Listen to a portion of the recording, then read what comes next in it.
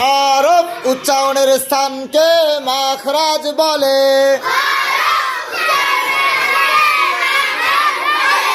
আরবি হরফ 29টি, মাখরাজ 17টি।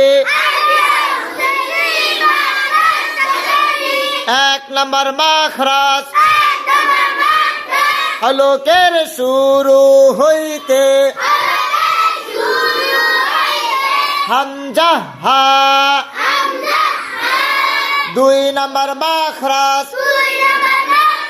হলকের মধ্যখান হইতে আইন হা। 3 নম্বর মাখরাজ হলকের শেষ হইতে গইন খ।